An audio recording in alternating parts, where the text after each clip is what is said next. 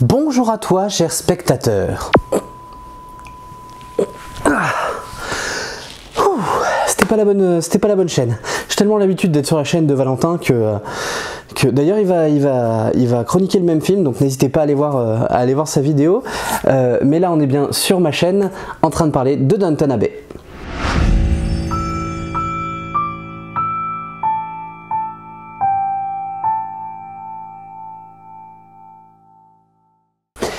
Hey, bonjour à tous et bienvenue dans cette nouvelle vidéo, nouveau feedback, ça faisait longtemps. J'ai fait un petit habillage un peu temporaire en attendant, histoire de pouvoir vous proposer cette vidéo. C'est toujours pas prêt au niveau de la chaîne, mais au moins, voilà, je peux continuer à vous proposer du contenu. Alors, aujourd'hui on va parler de Downton Abbey, le film qui est sorti donc hier, au moment où je filme la vidéo, peut-être que vous allez la voir un petit peu plus tard. Downton Abbey qui fait suite en fait à la série, donc qui n'est pas du tout une adaptation de la série, même si les médias vous parlent d'adaptation, etc. Évidemment, on adapte un format télé à un format cinéma, donc ça. Mais au final, ça reste vraiment une suite. Ceux qui ont de la chance dans leur cinéma, vous aurez un récapitulatif d'à peu près 10 minutes en début de film qui vous permettra de comprendre vraiment absolument tous les tenants et aboutissants du film. On vous résume pas 100% la série, on vous résume vraiment ce qui est nécessaire pour comprendre le film. Cela dit, après l'avoir vu, je me rends compte qu'il n'y a pas forcément besoin du récap. C'est-à-dire qu'en gros, les éléments qui vont être présentés dans le film, qui vont être évoqués par rapport à la série, sont plus des éléments de contexte qui permettent de comprendre d'où vient chaque personnage, plutôt que vraiment une référence qui va poser problème de compréhension. Le scénario se tient à lui tout seul, et donc ça marche quand même très bien. Que dire de ce film en général? Franchement, moi j'ai trouvé ça trop bien. Moi qui vais beaucoup voir des blockbusters, quasiment que ça d'ailleurs, des blockbusters ou des films d'animation, on est dans une époque où les blockbusters sont souvent très pessimistes, très dark, hein. On a Joker qui sort dans pas longtemps, même si c'est pas complètement un blockbuster, mais voilà, c'est souvent pessimiste, un peu dark, un peu tristouille, et là on a un film qui... oui, il y a du drama, comme dans beaucoup, parce que c'est un soap opéra à la base, hein, Downton Abbey, même si c'est en costume historique, etc. Et ça reste hyper positif, c'est-à-dire que la conclusion du film, malgré la tristesse qu'il peut y avoir dedans pour certains personnages, elle est douce quand même, c'est doux amer, c'est... Et puis, pour ceux qui ont aimé la série, on est attaché aux personnages, donc on est content de les retrouver, et c'est vraiment plaisant. Il y a de l'humour, mais pas de l'humour à l'américaine, c'est vraiment de l'humour un peu british avec cette espèce de subtilité, les mots bien placés, des petits comiques de situation mais pas trop.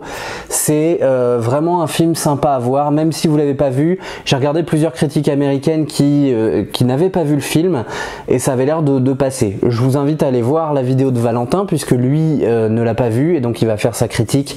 Je pense que je vais la poster avant. Si je me trompe, je mettrai un truc sur l'écran, je sais pas quoi.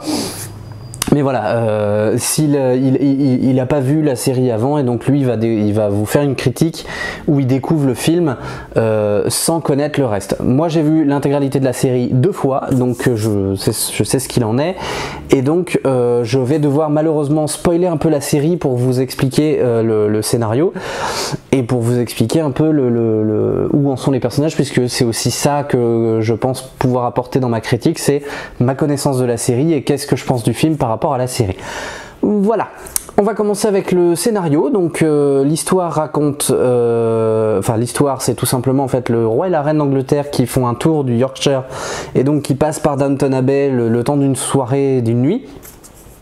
Et donc c'est le branle-bas de combat à Downton Abbey, que ce soit la famille ou les domestiques, qui vont devoir absolument faire en sorte que tout soit parfait pour le roi et la reine. Donc le roi c'est George V, donc le grand-père de notre chère Elisabeth II. Voilà, et donc ce qui va se passer, le gros du scénario tourne autour surtout des domestiques qui eux vont se rebeller un petit peu parce que en gros quand le roi et la reine viennent, ils amènent leurs domestiques, leur majordome, leur chambellan, vous verrez dans le film, c'est une petite blague, leur chambellan, et du coup ils ils sont pas contents parce que eux ils veulent servir la reine et le roi, et c'est un honneur pour eux, et on les traite comme des moins que rien, et on leur retire l'honneur qu'ils pourraient avoir de servir leurs dirigeants, quoi. Et donc du coup ils vont mettre en place un stratagème pour arriver à s'occuper du dîner du roi et de la reine. En parallèle, il y a évidemment des intrigues avec les personnes de la famille, notamment Tom qui a son moment, Violette qui évidemment a son petit cheval de bataille pendant le film, en la personne de Lady Bagshaw, qui est le personnage joué par Tilda Swinton. Pas Tilda Swinton, Imelda Staunton, excusez-moi. Pour ceux pour qui le nom ne dit rien, c'est la personne qui jouait Dolores Umbridge dans Harry Potter. Voilà, chaque personnage a sa chance de briller, sauf peut-être, et c'est peut-être problématique, le comte et la comtesse, Cora et j'ai oublié son nom, à chaque fois j'oublie son nom, le personnage de Hugh Bonneville.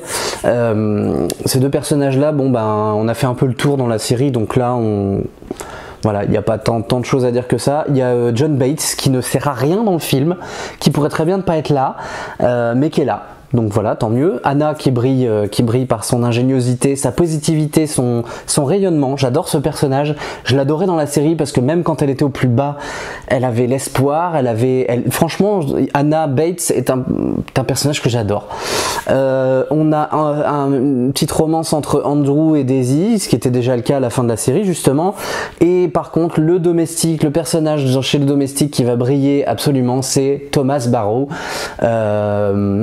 Donc pour ceux qui connaissent pas la série, Thomas Barrow est homosexuel, et la série a exploré un petit peu le fait qu'est-ce que c'est qu'être homosexuel dans la société des années de 1912 à 1925. Le film se passe en 1927. Et la série avait tendance à survoler un petit peu, à être un petit peu sage à ce niveau-là. On avait eu le coup pas les insultes, mais les racontards, les ragots, voilà. On a eu le mec qui se fait taper dessus, qui risque son emploi, la discrimination à l'emploi. On a eu également le fait que le mec ait voulu absolument à un moment se faire des injections pour changer qui il est. Et là, on voit un Thomas qui brille par son acceptation, c'est-à-dire que il a fait la paix avec qui il était, il accepte que ça va être difficile dans sa vie de trouver l'amour, ou voilà, il n'aura pas d'enfant, on sent qu'il est dans l'acceptation de soi. Malheureusement, oui, dans une société où c'est interdit d'être homosexuel à l'époque, et on va explorer il va y avoir quelques scènes qui vont explorer ce truc-là, et j'ai trouvé ça vachement intéressant, parce que la série n'osait pas aller aussi loin, et là j'ai trouvé ça vraiment chouette. Violet, toujours la comtesse douairière jouée par Maggie Smith, la merveilleuse Maggie Smith. C'est toujours un plaisir de la voir, on rigole à gorge déployée par moments. Lady Mary qui, alors je dirais pas qu'elle brille, elle est très présente évidemment parce que ça fait partie des personnages principaux, mais je trouve que son intrigue est un peu légère. Il lui fallait un drama, c'est-à-dire qu'elle a des doutes sur le fait de rester à Downton ou non, et de continuer à gérer le domaine. Voilà,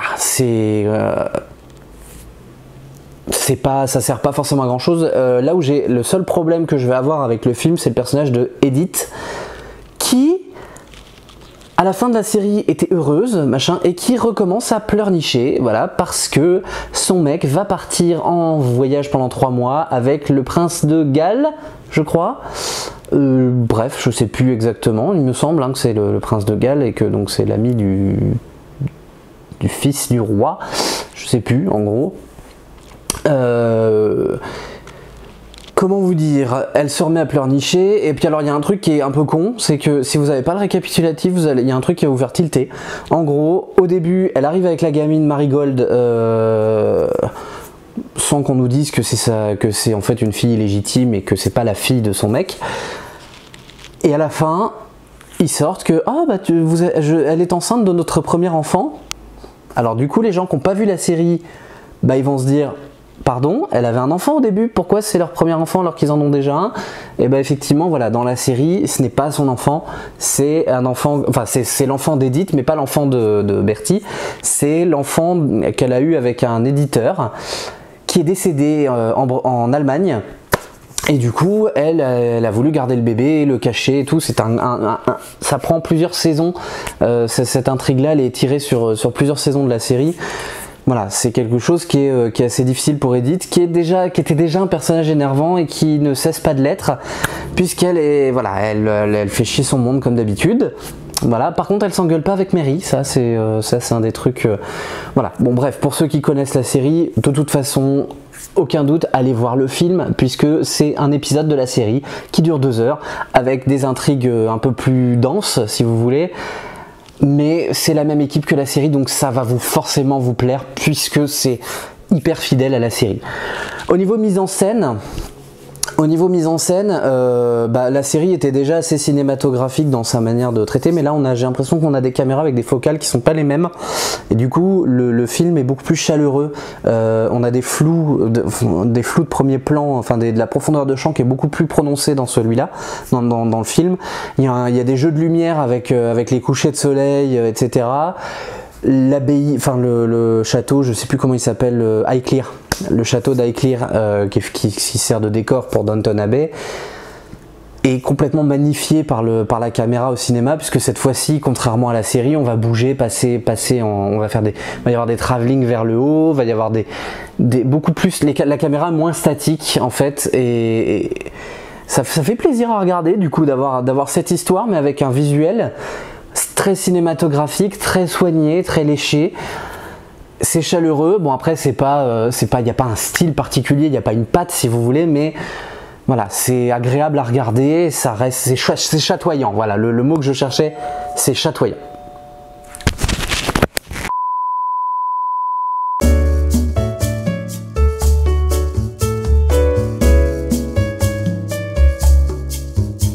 Désolé pour la petite interruption, je disais donc que la mise en scène était que l'image était chatoyante, que c'était chaleureux et que ça faisait du bien à regarder.